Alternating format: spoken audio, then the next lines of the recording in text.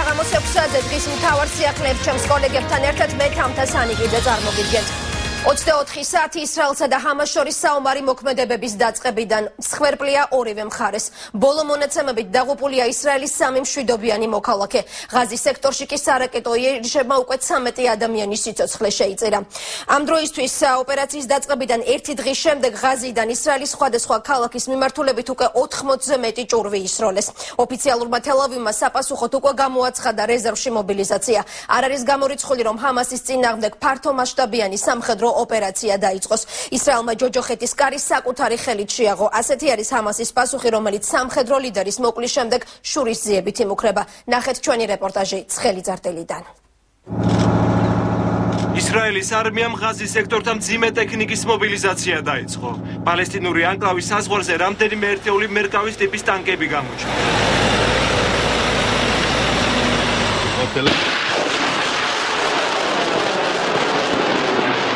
ამასობაში ჰამასი ისრაელზე თავდასხმას აგრძელებს. ღაზის სექტორიდან 25 კილომეტრში მდებარე ისრაელის ქალაქ კირიათ მალიჩიში ჭურვი 4 სართულიან სახლს დაეცა. აფეთქებას მშვიდობიან მოსახლეობაში მსხვერპლი მოჰყვა. ბოლო მონაცემებით ჰამასმა ისრაელის მიმართულებით 80-ზე მეტი რაკეტა გაუშვა. აქედან ისრაელის ადავცვის სისტემამ 30 ჭურვი მოიგერია. ჰამასის მხრიდან შეტევის გამო ისრაელის რამდენიმე ქალაქში მოსახლეობა თავშესაფრებშია გადაყვანილი.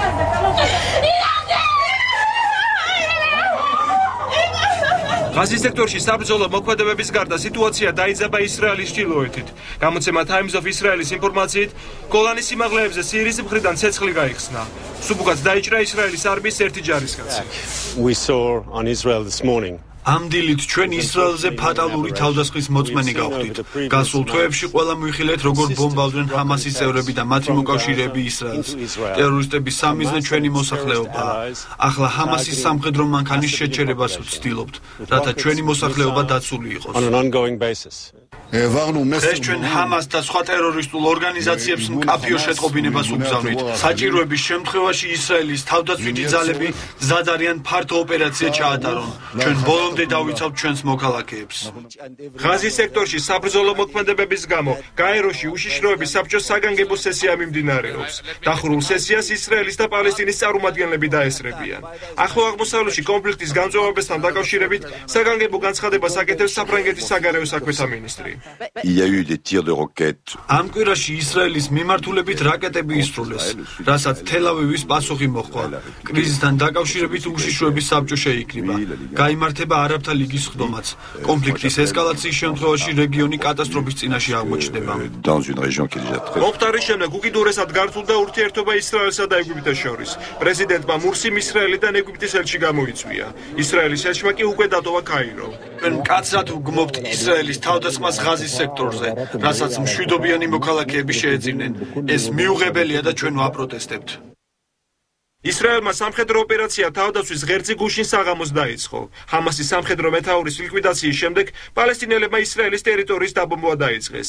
სამხედრო ოპერაციის დაწყების შემდეგ ამერიკის შეერთებული შტატების პრეზიდენტი ისრაელის პრემიერ-მინისტრს ესაუბრა. ბარაკ ობამა ნეთანიაჰუს მხარდაჭერას უცხადებს, თუმცა ისრაელს მოუწოდეს მშვიდობიანი მოქალაქეების მსხვერპლი აეცილოს.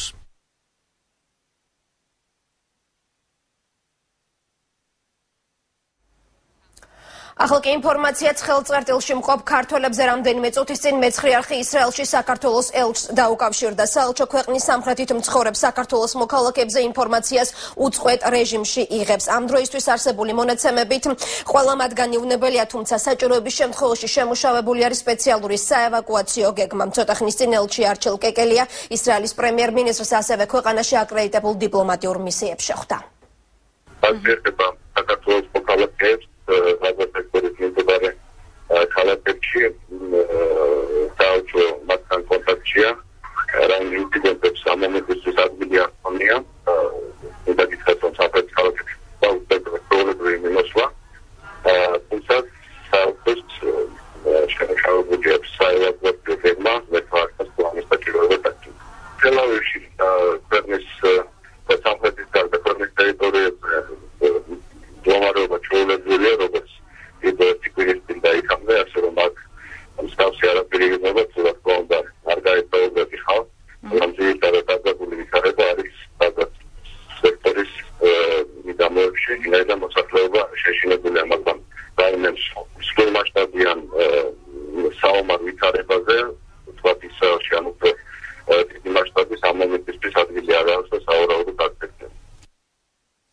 ხნის წინ მეცხრე არხმა ისრაელში მცხოვრები ქართველი დეპუტატიც ჩაწერა. ქნესეთის წევრი ნინო აბესაძე ამბობს, რომ ღაზის სექტორიდან ისრაელის სხვადასხვა ქალაქის მიმართულებით სარაკეტო იერიში ამ წუთებშიც გრძელდება. სიტუაცია განსაკუთრებით არის დამწოვებული ქვეყნის სამხრეთ ნაწილში. თელ-ავივსა და იერუსალიმში კი შედარებით სიმშვიდეა. აბესაძე, რომელიც ოპოზიციური პარტია კადიმას წევრია, ამბობს, რომ ორივე მხრიდან ცეცხლის შესაწყდად მაქსიმალური ძალის ხმევაა საჭირო.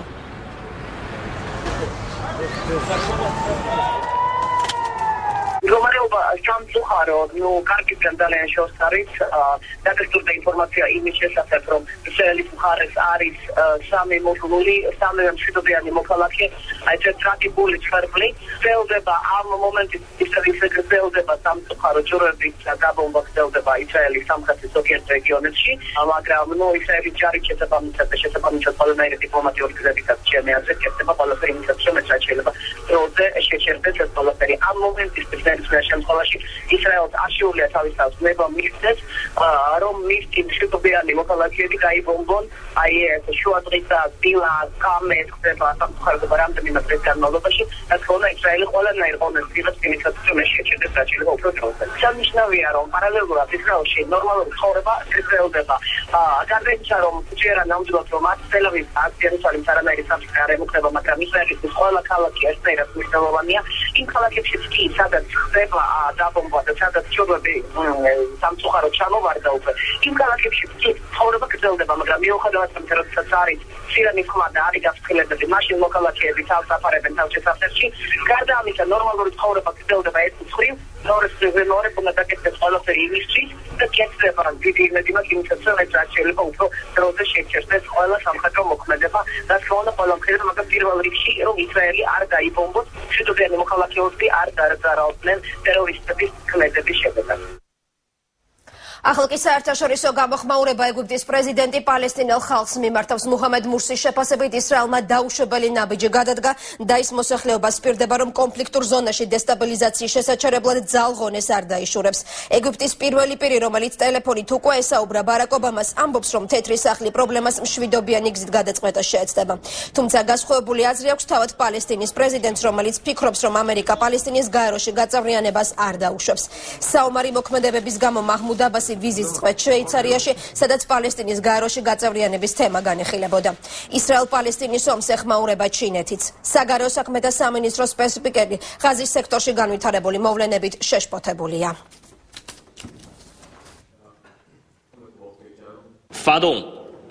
ჩინეთი შეშფოთებულია ისრაელის მხრიდან ღაზის სექტორზე თავდასხმის გამო და გმობს ყველანაირ მოქმედებას, რომელსაც უდანაშაულო მოქალაქეების სიცოცხლე ემსხვერპლება. იმედს ვიტოვებთ, რომ დაინტერესებული მხარეები, განსაკუთრებით კი ისრაელი, გონივრულად მოიქცევა და მოსალოდნელ სავალალო შედეგებს თავიდან აიცილებს. დაუბრუნდით პირდაპირ ეთერში, დაკითხვები გრძელდება პროკურატურაში. ამ წუთებში შინაგან საქმეთა მინისტრის ყოფილი და მერის მოქმედი მოადგილე ამისული. შოთა ხიზანიშვილს თან საკუთარი ადვოკატიც ახლავს. ამ დრომდე წინასწარი დაკავების იზოლატორში რჩებიან სოდისა და კუდის მაღალჩინოსნები. მათთან დაკავშირებით დეტალურ ინფორმაციას პროკურატურა დღის ბოლომდე გაავრცელებს. მანამდე კი ადვოკატების მეშვეობით უკვე ცნობილია ბრალდებები, რომლებიც ლევან ქარდავასა და გიორგი ყავლაშვილს წაუყენეს. ქარდავა სამსახურებრივი უფლებამოსილების გადამეტებასა და თავისუფლების უკანონო დახკვეთაში. ყავლაშვილს კი ქართუს ქონების დაზიანებასა და სამსახურებრივი უფლებამოსილების გადამეტებაში ედება ბრალი. ნოდარ ჩაჩუა მუშაობს მთელი დღის განმავლობაში პროკურატურასთან დაისახლა. ბოლო ინფორმაციას მოგვაწვდის ნოდარ პირველ რიგში ხომ არ მიიღე რაიმე ინფორმაცია, რატომ არის შოთა ხიზანიშვილი დააბარებული პროკურატურაში. დიახ, ამ წუთებში პროკურატურაში, როგორც ჩვენ უკვე აღნიშნეთ, მიმდინარეობს თბილისის მოქმედი მერის მოადგილის შოთა ხიზანიშვილისა და ასევე კონსტიტუციური უსაფრთხოების დეპარტამენტის ხელმძღვანელის მოადგილის ვაჟა ლილუაშვილის დაკითხვა. ამის შესახებ ინფორმაცია სულ ცოტა ხნის წინ ოფიციალურად გაავრცელა უკვე მთავარი პროკურატურის პრესსამსახურმა, როგორც ამ განცხადებაშია ნათქვამი დღევანდელ დაკითხვაზე. ასევე დაბარებულია მაღალჩინოსანი კოტარია, რომელიც პირადად ხელმძღვანელობდა დეპარტამენტს, რომელიც იყო პასუხისმგებელი მოსმენებთან დაკავშირებით და როგორც ჩვენთვის არის ცნობილი, მის წინააღმდეგ ძიება, იგი მოწმის სტატუსით არის დაბარებული, თუმცა ძიება მიმდინარეობს პირად ცხოვრებაში ჩარევასთან დაკავშირებით და ასევე სამსახურეობრივი უფლებამოსილების გადამეტებასთან დაკავშირებით. რაც შეეხება გუშინდელ 9 დაკავებულს, რომელთა შორისაც არის არის მეგის ქარდავაძმა, ლევან ქარდავა და ასევე გიორგი ყავლაშვილი, ისინი უკვე წინასწარი დაკავების იზოლატორში იმყოფებიან. მათი ნაწილი გადაყვანილია ეგრეთ წოდებული მოდულის წინასწარი დაკავების იზოლატორში, ნაწილი კი ბრალის საყედებას დაელოდება მთავარი სამმართველოს წინასწარი დაკავების იზოლატორში. რაც შეეხება ბრალი, როგორც მისი ადვოკატები აცხადებენ, ჯერ არ წაყენებიათ, დღეს ადვოკატებმა დაკავებულები მოინახულეს და როგორც ისინი აცხადებენ, თავს ისინი კარგად გრძნობენ ბრალის საყენების და თავად ბრალდებას უკვე ხვალ ეწურება. დაკავებულია როგორც ბრალდებული მხოლოდ სისხლის სამართლის კოდექსის 197 და 323 მუხლის პირველი ნაწილებით. ერთი არის სქესის კანონის განადგურება, ადამიანთა ორივე მუხლი მაქსიმალური სასჯელის ზომად ითვალისწინებს თავისუფლების საფრთხეს ვადით 3 წლამდე. გაჩნია სხვა ალტერნატიული სანქციები. ანუ ორივე დანაშაული ნაკლებად მძიმე კატეგორიის დანაშაულებში გადის. რაც შეეხება თვითონ ბრალდების აღიარებას, ამ ეტაპზე რადგან ბრალი წარდგენილი არ არის, ჩვენ არ აქვს პოზიცია, არ ვიცით კონკრეტულად რა იქნება ბრალში და ამის შემდეგ გვეცნობიერება მხოლოდ თვითონ ბრალდებულის პოზიცია. მოდულში მის გადმოყვანას, როგორც მე მივიღე განმარტება ამასთან დაკავშირებით, ქალაქის დროებით დაკავების იზოლატორში არის პრობლემები და ამის გამო აუცილებლობა გაჩნდა ის რომ გადმოყვანილიყო, რაც ასევე დამიდასტურა ჩემი დაწესებულება. თავ შეულებრივად ახლა როგორც ამ სიტუაციაში შეეფერება ალბათ ადამიანს.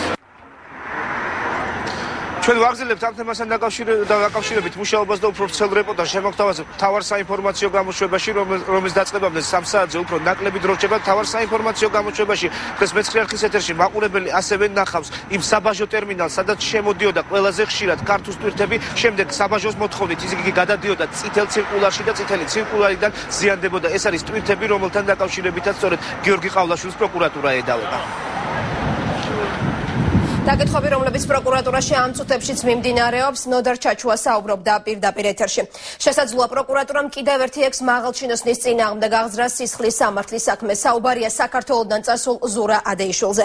იუსტიციის მინისტრი ამბობს, რომ პროკურატურასა და სამინისტროში უკვე შესულია კონკრეტული განცხადებები, სადაც შეიძლება ადეიშვილის ბრალეულობა გამოიკვეთოს. თუმცა მინისტრი ამ ეტაპზე არ აკონკრეტებს, რა საქმეზეა საუბარი. წულუკიანის ამ განცხადებას უმცირესობის მხრიდან უკვე მოჰყვა პრეტენზიები. ნაციონალური მოძრაობა მოქმედ მინისტრს უდანაშაულობის პრეზუმპციის დარღვევაში ადანაშაულებს. იუსტიციის ყოფილი მინისტრი ქვეყნიდან არჩევნების შემდეგ გაუჩინარდა.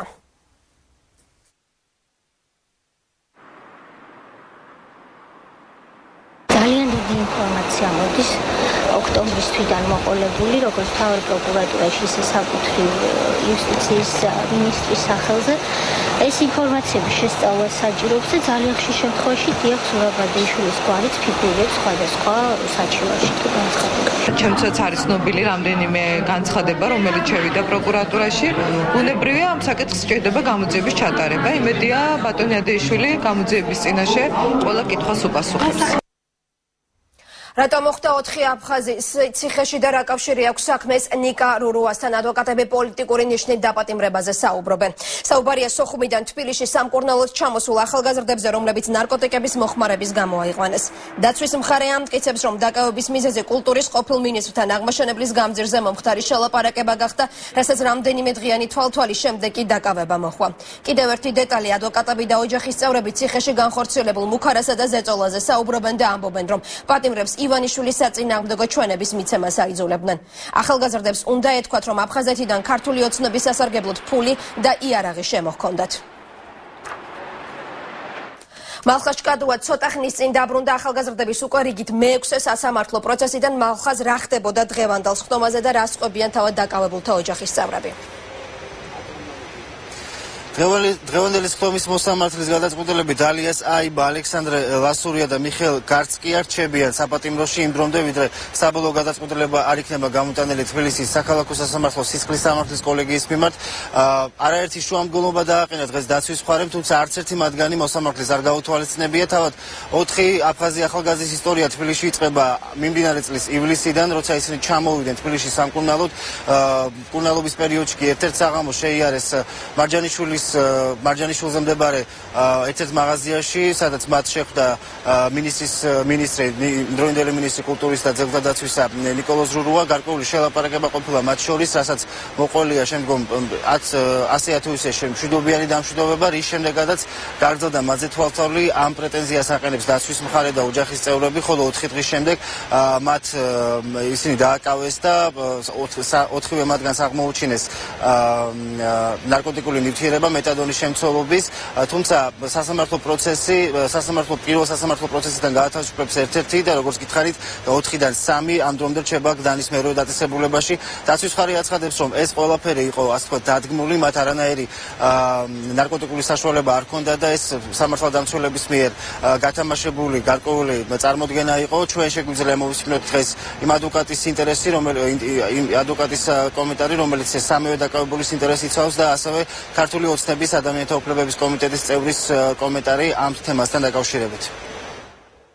ჩვენმა სამართალდამცველმა ორგანოებმა ყალბის ქმნით გააკეთეს ისე, რომ მათ შეუთითეს ბრალი და რაც იცოდნენ რა მეტადონის მკურნალობას გადიოდნენ, ზუსტად მეტადონის შემცველი ნარკოტიკები ჩაუგდეს. ამის წინ ვიდრე მოხდებოდა მათთვის ამ ნარკოტიკების ჩაგდება, მათ მიმართ მიდიოდა თვალთვალი, ეს თვალთვალი გამოწვეული იყო ერთ-ერთ ყოფილ მინისტრთან შეხვედრით. ეს იყო შეხვედრა, რომელიც მონტე ნაპოლეონეში, ეს მაღაზია როგორც გაირყვა, იყო რურუას მაღაზია ყოფილა. სრულიად შემთხვევით შევიდნენ ფეხსაცმლის საყიდლად და ამ დროს იქ შემოვიდა ნიკა რურუა, რომელიც განსაკუთრებულად ათვალიერებდა, გამომწვევად დაათვალიერა ეს ახალგაზრდა ერთ-ერთი ალექსანდრე ლასურია, რაზეც მან მიუგო მას, რომ რუსულად ვიტყვი, что ты на меня смотришь, мы что знакомы? Так, Ника Руруа пасухов, საინტერესოა ეს ციტატა, Ника Руруа пасухов, что а что нельзя, воздух общий. ანუ ეს ის ჟარგონი, რომელიც მისთვის ალბათ დამახასიათებელია 90-იან წლებიდან მოყოლებული, აი ესე საჯაროდ მიუხედავად იმისა, რომ ნიკა რურუა კულტურის მინისტრი, ის არ მოერიდა ასეთი ჟარგონი საუბრის. საინტერესო ასევე ამ სამი პირის გდანის ციხეში გადაყვანის შემდგომ რა ხდება, როგორც ახლობლები და ადვოკატები ამბობენ, მათზე ხორციელდებოდა როგორც ფიზიკური, ასევე ფსიქოლოგიური ზეწოლა, ერთ-ერთი ვერსიით, რომელსაც იძახის დაცვის მხარე, გახდათ ის, რომ მათ უნდა მოეწერათ ხელი ჩვენებაზე, თითქოს აფხაზეთის ტერიტორიიდან მათ შემოქონდათ ფული და იარაღი ქართული ოცნების ლიდერებისთვის, თუმცა მათ ამ ჩვენებაზე ხელი არ მოაწერეს, სხვათა შორის ეს ადამიანები დღემდე ინარჩუნებენ დუმილის უფლებას და არც ერთი ჩვენება მათ არ მიუციათ არც გამოძიებისთვის. ერთადერთი ვისთანაც მათ პირდაპირ კომუნიკაცია აქვთ არის ადვოკატი. რაც შეეხება მათ ახლობლებს, ისინი ახერხებენ გარკვეული დარღვევების გადალახვის შემდგომ თბილისის საქართველოს ტერიტორიაზე შემოსვლას, უпростоრეთ საქართველოს მიერ კონტროლირებულ ტერიტორიაზე შემოსვლას. ერთ-ერთ მათგანს ალექსანდრე ლასურიას დედას დღეს ჩვენ გავისაუბრებთ 9 საათზე იხილავს მეცხრე-ახის მაყურებელი, თუ რას ამბობს საკუთარი შვილისა და მისი მეგობრების დაკავებაზე ეს ქალბატონი. 4 აფხაზის სასამართლო პროცესი, მალხაშ ჭკადუა საუბრობდა პირდაპირ ეთერში. კიდევ ერთი გადადებული პროცესი დღეს სასამართლოში ლაფანყურის სპეცოპერაციის ერთადერთი გადარჩენილი მოწმის საქმის არსებითი განხილვა დაიწყო. თუმცა მოწმეთა გამოუცხადებლობის გამოსხდომა 26 ნოემბრამდე გადადეს. დღევანდელ პროცესზე მხარეებმა მხოლოდ შესავალი სიტყვა წარმოთქვეს. ყველაზე საინტერესო სწორედ მოწმე მესაზღვრეების მონაყოლი იქნება. მეცხრე არხისა და კახეთის საინფორმაციო ცენტრის მიერ მოპოვებული კომენტარებიდან ცნობილი გახდა, რომ თავის დროზე სამმა მესაზღვრემ ჩატაევის წინააღმდეგ ჩვენებების ზეწოლის შედეგად მისცა. ამ კომენტარების საფუძველზე პროკურატურაში მოკვლევა უკვე დაწყებულია. ამიტომ არ არის გამორიცხული, რომ მოწმეთა ჩვენებების შემდეგ დაკავებული ჩეჩენი მომდევნო სასამართლო პროცესზე დარბაზიდან გაუშვენ. ახმედ ჩატაევის სპეცოპერაციის დროს მხარეებს შორის მოლაპარაკებებს აწარმოებდა, რა დროსაც ფეხში დაიჭრა. ოფიციალური ვერსიით ჩატაევი ასაფეთქებელი ნივთიერებების უკანონო შეძენა ტარებისთვის დააპატიმრეს. მნიშვნელოვანია ხა იმედს ვიტოვებ, რომ შემდგომ სხდომაზე აღნიშნულ მოწმეებს უზრუნველყოფს ბრალდების მხარე, რომ წარმოადგინოს, ან თუნდაც თბილისის პროკურატურაში დაიკითხებიან ისინი და ბრალდების მხარეს ექნება წარმოდგენილი ეს ოქმები, რომლითაც ჩვენ შესაძლებლობა გვექნება, როგორც გითხარით, დავაყენოთ შუამდგომლობა. რატომ დატოვა ორმა არასამთავრობო ორგანიზაციამ ეგრეთ წოდებულ პოლიტპატიმართა საქმეების შემსწავლელი ჯგუფი? არასამთავრობო ორგანიზაციების საია და კონსტიტუციის 42 მუხლი განმარტებებს აკეთებს. არასამთავრობო სექტორი ამბობს, რომ სამუშაო ჯგუფის მუშაობის დროს არაერთი პრობლემა გამოჩნდა, რომლებიც ძირითადად ეფექტური მუშაობისთვის ხელი შემშლელი აღმოჩნდნენ. კერძოდ, ორგანიზაციებს პრეტენზიები აქვთ ვადებთან და სამუშაო ფორმატთან დაკავშირებით. ახალგაზრდა იურისტთა ასოციაციაში ასევე კონსტიტუციის 42 მუხლში პირობას დებენ, რომ სამუშაო ჯგუფის დატოვების მიუხედავად პოლიტიკური პატიმრების საქმეებზე მუშაობას მომავალშიც აქტიურად გააგრძელებენ. შეგახსენებთ, რომ პარლამენტმა პოლიტიკური ნიშნით დაკავებულ და დევნილ პირთა საკითხების შემსწავლელი სამუშაო ჯგუფი ცოტა ხნის წინ შექმნა. ჯგუფი კი ორმა არასამთავრობო ორგანიზაციამ 2 დღის წინ დატოვა. არ არის საქმეების გახილვა საერთოდ საჭირო და ეს გავაკეთეთ ჩვენ გარკვეულ სტატისტიკურ ინფორმაციას. წარმოდგენილ სიაში არის ბევრი საქმე, რომლის შესწავლის არანაირი დოკუმენტაცია არ არსებობს. ერთგვერდიანი დასკვნებიც კი არ არსებობს, საქმის მასალებიც არ არსებობს და ჩვენ არ გვეძლეოდა შესაძლებლობა, რომ ამ საქმეებში ჩაგვეხედა. ჩვენ ფაქტობრივად კითხვების დასმაზეც კი სერიოზული პრობლემები გვხვდებოდა წინ.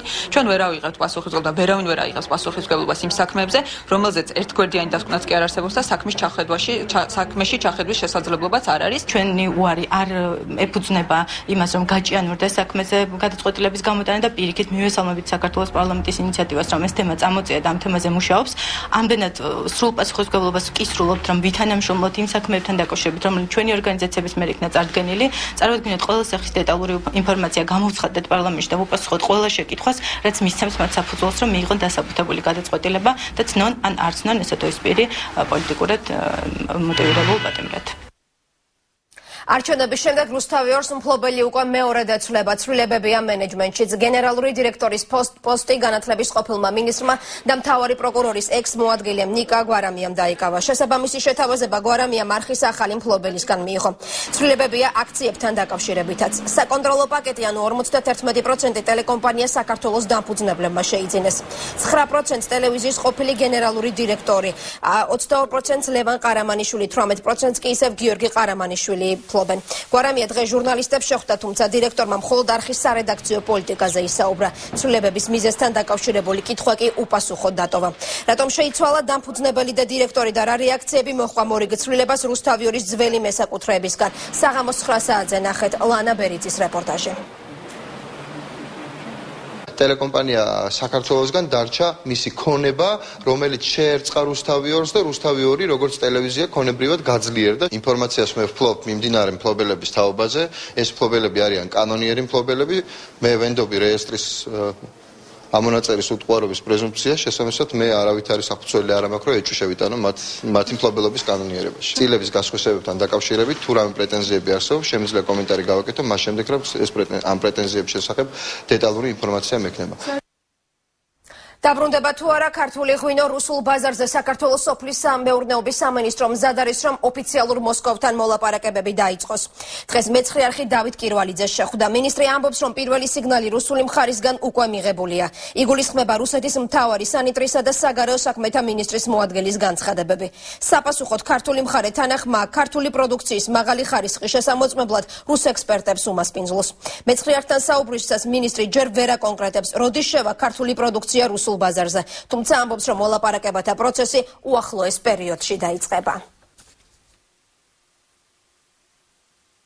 ორი შეკითხვა იყო ძირითადად, რაც იყო რუსული მხრიდან, განცხადებების დონეზე, რომ თქვენ ხომ არ შეუშლით ხელს ბიზნესს თუ გამოთქვამეს სურვილს, ერთი და მეორე იქნებით თუ არა მზად, რომ ექსპერტებს უმასპინძლოთ, ვინ ჩამოვლენ და იმ ბიზნესს, ვინც გამოთქვამეს სურვილს, შემოწმონ ადგილზე. ჩვენი პასუხი იყო ნათელი და მკაფიო, რომ არათუ ხელს შეუშლით, ყველანაირად ხელს შეუწყობთ.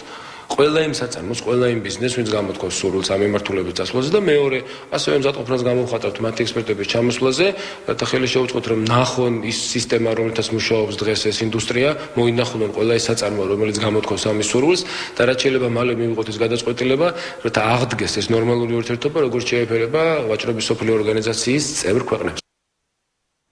პოპიაშვილი თუ კლდიაშვილი სამხატვრო აკადემიაში დაპირისპირება 2 დღის წინ ჩატარებული არჩევნები პროტესტის მიზეზი ხდება. სტუდენტების ნაწილი ძველი რექტორის დაბრუნებას ითხოვს. ახალგაზრდებს პროფესორ მასწავლებლებიც უერთდებიან. 13 ნოემბერს აკადემიურმა საბჭომ სასწავლებლის ძველი ხელმძღვანელი ირინა პოპიაშვილი პოსტიდან გადააყენა. რექტორის მოვალეობის შემსრულებლად კი თინა კლდიაშვილი აირჩია. თუმცა სტუდენტებისა და პროფესორ მასწავლებელთა ნაწილი ამბობს, რომ აკადემიაში პოპიაშვილის დროს ბევრი სწორი რეფორმა გატარდა, რის გამოც ის უსამართლოდ გადააყენეს. საკუთარი მომხრეები ჰყავს კლდიაშვილსაც. დაპირისპირების დეტალები ნახეთ ვრცლად მთავარ საინფორმაციო გამოშვებაში. აკადემიურ საბჭოს აბსოლუტურად უფლება აქვს ნებისმიერ დროს გაუკითხავად რექტორის და შეიკრიბოს და გადაწყვიტოს პრობლემები ის, რაც კანონით შესაძლებელია. ამ კანონის დარღვევით ჩვენ მონაწილეობა ეს არჩევნები არ გავიკეთებია და არც ისეთი არჩევნები არ გავიკეთებია, რომ რამე ზიანი მიაყენოს ხალხბატონ ირინას ან სულიერი ან თამოყურებისთან დაკავშირებით. მინდა გითხრა მაყურებელს, რომ 5 წევრიდან აკადემიური საბჭოში 4 იყო მომხრე გადაყენებისა. ერთმა დაიჭირა ყოფილი რექტორის პოზიცია. აი ამგვარი გადაწყვეტილება ესე სწრაფად მიღებული, ისე რომ ჩვენ ამ ბრალდებების შესახებ არაფერი არ ვიცოდით. და არანაირად გაფრთხილებულები ამაზე არ ვიყავით. ეს არის მხოლოდ და მხოლოდ ჩვენი აზრით ეს არის გადამეტება. ჩვენ ვითხოვთ, რომ საერთოდ ამაზე მოხდეს რეაგირება და ეს 3 ადამიანმა პრინციპში მიიღო გადაწყვეტილება რექტორის გადაყენების, რომ ეს არ იყოს 3 ადამიანის ასე თქვათ უფლებამოსილება, რომ როგორი გზით წავა აკადემია და რა ისტორია, როგორი განვითარება ექნება აკადემიაზე. ხაშურის პოლიციაში დღეს ჟურნალისტები დაკითხეს საუბარია 2012 წლის 3 მარტს სოფელ ქვიშხეთში მცხოვრების სოლომონ ქიმერიძის დაკრძალვის დღის გადასაღებად ჩასული ჟურნალისტებისთვის ხელი შეშლის ფაქტზე. მაშინ ტელერადიო კომპანია თრიალეთის ამჟამად მეცხრე არხისა და მაესტროს გადამღებ ჯგუფებს სიტყვიერი და ფიზიკური შეურაცხყოფა ამ დრომდე დაუდგენელმა პირებმა მიაყენეს. უახლოეს დღეებში მოწმის სტატუსით მაესტროს გადამღებ ჯგუფსაც დაკითხავენ. ხაშურის რაიონული პოლიციის სამმართველოში უკვე აღიძრა საქმე სისხლის სამართლის 154 მუხლით, რაც ჟურნალისტის პროფესიული საქმიანობის ხელშეშლას გულისხმობს. შეგახსენებთ, რომ სოლომონ ქიმერიძე 2012 წლის თებერვალში გაურკვეველ ვითარებაში ხაშურის პოლიციის შენობაში გარდაიცვალა. დაკრძალვის დღეს მე და ჩემი ოპერატორი მაშინ თრიალეთში ვმუშაობდით, ლექსო ალექსიძეს ფიზიკურად შეგვეხნენ და გაგვისწორდნენ იქ მყოფი ადამიანები, ჩემთვის უცნობი, დღემდე უცნობი ადამიანები და საქმე აღიძრა სისხლის სამართლის 154 მუხლით, რაც ჟურნალისტის პროფესიულ მოვალეობაში ხელის შეშლას ითვალისწინებს. დღეს ჩვენებები მივეცით, ჩვენ დავიკითხეთ მე და ლექსო ალექსიძე მოწმის სტატუსით და საქმე უკვე სამართალ წარმოებაშია. ჩვენთვის უცნობი პიროვნებები ფიზიკურად გაგვისწორდნენ და დღეს ხაშურის პოლიციაში დაგვიბარეს და საქმე აღიზრა 154 მუხლის თანახმად. იმედი მაქვს, რომ საქმე ობიექტურად იქნება გამოძიებული. ექიმების პროტესტი ლანჩხუთის რაიონში საავადმყოფოს მედპერსონალი სამუშაო პირობების გაუმჯობესებას, ასევე ხელფასის გაზრდას მოითხოვს. როგორც მედიკოსები ხვებიან, სიტუაცია კლინიკაში მას შემდეგ გართულდა, რაც საავადმყოფო ებრაულმა კომპანია ადითმა შეიძინა და მედპერსონალს ხელფასები შეუმცირა. იმ შემთხვევაში, თუ მოთხოვნები დაკმაყოფილებული არ იქნება, მედპერსონალი გაფიცვით იმუქრება. პრეტენზიებს უკვე ეხმაურება კომპანია ადითის ტექნიკური დირექტორი, რომელიც ამბობს, რომ სადაზღვევო კომპანიები თანხის გადახდას აგვიანებენ, რაც შემდეგ უკვე ხელფასის დაგვიანებით გაცემის მიზეზი ხდება. მუშაობ ჩვენ საოპერაციოებთან, ყველა ოპერაცია ჩემს ხელში გადის, ასე რომ ვთქვათ, და ანაზღაურება ძალიან დაბალია. მიწევს ხელფასი 95 ლარი, 75 ლარი, 2 თვის კიდე აუღებელი გვაქვს ხელფასი, ეხლა სექტემბრის აუღებელი გვაქვს ხელფასი და ამ დროს 10 თუ 12 ოპერაცია იყო სექტემბრის თვეში. მე ვერ წარმომიდგენია ამდენი მოვიდეთ დილიდან 24 საათიანი სამუშაო გვაქვს, მოვიდეთ და ჩვენ ასეთი მცირე ანაზღაურება გქონდეს. 2011 წლიდან ეტაპობრივად რამდენიმეჯერ მოხდა სამწუხარო თანამშრომელთა გარკვეული ნაწილის შემცირება. ეს განპირობებული იყო თვითონ ცენტრალური ოფისიდან წარმოდგენილი საშტატო განრიგით იმ რაოდენობით, რასაც ითვალისწინებდა თვითონ ცენტრალური ოფისი. სადაზღვევო კომპანიები დაიწყებენ რეგულარულად გადახდას, ყველაფერი გამოსწორდა. სადაზღვევო კომპანიებს აკეთებენ. ლანჩხუთში და ყველა უზრუნველყოფაში ხელფასები გვაქვს დარიგებული ყოველთვის. მიუხედავად იმისა, რომ სადაზღვევო კომპანიები არ იხდიან გორის უნივერსიტეტის რექტორსა და განათლების რესურს ცენტრის ხელმძღვანელს პროკურატურაში უჩივლეს. როგორც სასწავლებლის ადამიანური რესურსების მართვის სამსახურის ყოფილი ხელმძღვანელი ყვება რექტორი გიორგი სოსიაშვილი და ცენტრის დირექტორი შალვა სრესელი მას კუთთან თანამშრომლობას და იმ ლექტორების სამსახურიდან დათხოვნას აიძულებდა, რომლებიც ნაციონალური მოძრაობის მხარდამჭერები არ იყვნენ. ორჯონიკიძის მტკიცებით, მას შემდეგ რაც მან თანამშრომლობაზე უარი თქვა, ის სამსახურიდან საერთოდ გაუშვეს. ბრალდებებს კატეგორიულად უარყოფენ რესურს ცენტრსა და გორის უნივერსიტეტში. მოთხოვეს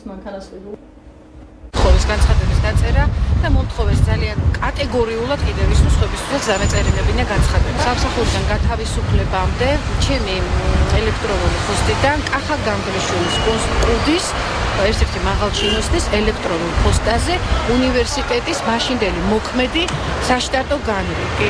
ეს იყო პირდაპირი ჩარევა კუდის მხრიდან უნივერსიტეტის საკადრო პოლიტიკაში. მისი გათავისუფლების მიზეზი მე არ ვიცი, იმიტომ მე უფლებამოსილება ამაზე არ მაქვს. არანაირი ზეწოლა ჩვენ არ განხორციელებულა, მე ამას სადაც საჭიროა, იქ ალბათ მოხდება ამის განხილვა და იქაც რა თქმა უნდა გავწევ. გორში კლინიკა ლილი რატიანსაც უჩივიან ცერებრალური დამბლით დაავადებული ბავშვის მშობლებმა უკვე შეიტანეს საჩივარი საქალაქო სასამართლოში. ოჯახის მტკიცებით კლინიკის ხელმძღვანელი ლილი რატიანი ცერებრალური დამბლით დაავადებული შვილის სრულად განკურნებას დაპირდა. მათივე თქმით, პაციენტმა კერძო სარეაბილიტაციო კლინიკაში 3 თვე გაატარა, რაც ოჯახს 30,000 ლარი დაუჯდა, თუმცა გამოჯამრთელების ნაცვლად ოჯახის მტკიცებით მოზარდს ნერვული სისტემა დაუზიანდა. ექიმი პაციენტის ოჯახის ბრალდებებს კატეგორიულად უარყოფს და ამბობს, რომ ბავშვი თავდაპირველად ერთთვიანი ვადით მიიღო. დადებითი შედეგის მიღწევის შემდეგ ის მშობლების გადაწყვეტილებით 3 თვის განმავლობაში მკურნალობდა, რის შემდეგაც ოჯახმა ბავშვი წაიყვანა. მშობლები კლინიკის სამედიცინო საქმიანობის შესწავლას და თანხის უკან დაბრუნებას მოითხოვენ. რომ შევატყირო ამ ბავშვს პირიქით გაუარესდა ბავშვის მდგომარეობა, მე მივმართე და უთხარი, ხო ხედავ თქვენ თვითონ რომ ბავშვის მდგომარეობა გაუარესდა. დაუბრუნეთ ის გადახდილი თანხამეთქი. თავიდან მე როცა დავაწვინე ბავშვი, ლილი რატიას ბევრჯერ შევეკითხე, ქალბატონო ლილი, მეც მედიცინის მუშაკი ვარ. ამ ბავშვს თავის ტვინი აქვს დაზიანებული და აიო რომ გავატარებო ფეხზეო, გაივლისო. ის თავის ტვინისო მე ამოძრავდება მერეო და უფრო მეტად მოვა გონებაზე ბავშვიო და ფსიქიკურად ძალიან მოიშალა, სულ ტიროდა. ღამეები არ ეძინა ძალიან გავწამდით რა. გადავიღე ეს როგორც ასეთი ერთი თვის თავზე. შევეკითხე რა თქმა უნდა დედას იყო თუ არა ყმაყოფილი. დედამ ძალიან ყმაყოფა თქვა ისევე მამამ, რომ ასეთი შედეგი არსად არ მიუღიათ. იყო ყველგან უშედეგო. ყარად განვაცხადო, რომ ვიდეო ფირზე აბსოლუტურად ყველაფერი არის პაციენტის დაწყებიდან 3 თვის განმავლობაში კურნალობის შედეგად თუ რა შედეგობრივ დონეზე მივიდა. მეწყერ საშიშ ზონაში მცხოვრები ოჯახი, რომელსაც ბიუჯეტის სიმწირის გამო ვერ ეხმარებიან. ქედის რაიონის სოფელ წონიარიში მცხოვრები კვირიკაძეების ოჯახი სასწრაფო გასახლებას საჭიროებს. კვირიკაძეებს საცხოვრებელი სახლი მეწყერმა წლების წინ დაუზიანა. დაზარალებულებმა ადგილობრივ ხელისუფლებას დახმარების თხოვნით არაერთხელ მიმართეს, თუმცა რეაგირება მათ მოთხოვნას ამ დრომდე არ მოხოლია. ქედის გამგეობაში ადასტურებენ, რომ კვირიკაძეების ოჯახი განსახლებას ნამდვილად საჭიროებს, თუმცა ამბობენ, რომ ამ ეტაპზე ბიუჯეტში თანხის ნაკლებობაა. კონდა შემდგომ ორგანოებში წერილები, განცხადებები და ვერაფერი დახმარება ვერ ამომიჩინეს. ეს დახმარების საშუალება არ აქვს და ამ მოტივით მიცილებდნენ. მისი სახლის დამჯერადობა ჩვენთვის ცნობილია. იქ წაღებულია დინარა ჭაისყლის მიერ მისი აქტივის შედეგად გარკვეული მისი მიმდებარე ტერიტორია. ძალიან ძვირიჭდება ჯერის გაკეთება მოგეხსენებათ. მას შესაბამის ხარჯთანხმება ჭირდება, შესაბამის თანხები ჭირდება, რაც ადგილობრივი ხელისუფლება ვერ გაწვდება. კონსერვატორიის დიდ საკონცერტო დარბაზში თენგიზ მუშკუდიანის საიუბილეო საღამო უნდა გაიმართოს. ცნობილი ქართველი ბანის 85 წლისადმი მიძღვნილი კონცერტი 17 ნოემბერს არის დაგეგმილი. საღამოს ოპერისა და ბალეტის სიმფონიური ორკესტრი, ასევე ქართველი სოლისტები წარმოადგენენ. მუშკუდიანს ქართველი მაყურებელი მის მიერ განსახიერებული კინო როლებიდანაც იცნობს. არქიტექტორი აბეზარაში და ჭიაბერი დიდოსტატის მარჯვენაში. როლები, რომლითაც ცნობილი საოპერო ბანი თენგიზ მუშკუდიანი ფართო საზოგადოებამ გაიცნო. თუმცა ამბობს, რომ მსახიობობაზე არასდროს უოცნებია და მიაჩნია, რომ კინო მისი საქმე არ არის. პროფესიით ექიმი ვარ, მაგრამ ერთი დღე არ მიმუშავე ექიმად. იმიტომ მე პარალელურად ვსწავლობდი კონსერვატორიაში და სამედიცინო ინსტიტუტში და რომ დავამთავრეს, რაღაც უფრო გადავიხარე სიმღერისკენ. საოპერო სცენაზე 30 წელზე მეტ ხანს იდგა და ამ ხნის განმავლობაში თბილისის ოპერისა და ბალეტის თეატრში ყველა ოპერაში ასრულებდა ბანის პარტიას. საქართველოს სახალხო არტისტმა სიმღერას 1984 წელს დაანება თავი და ხელი პედაგოგიურ მოღვაწეობას მიჰყო.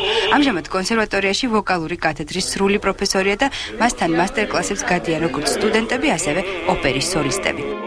ის არის უდიდესი მომღერალი, ის არის ძალიან კარგი პედაგოგი და რაც ყველაზე მთავარი, ეს არის უდიდესი პიროვნება, რომელიც მთელ საქართველოს უყვარს და მთელ მსოფლიოს უყვარს, სადაც კი გაჟღერებულა მისი ხმა, ყველგან დაუვიწყარი შტაბ-ეჭრება მოუხდენია.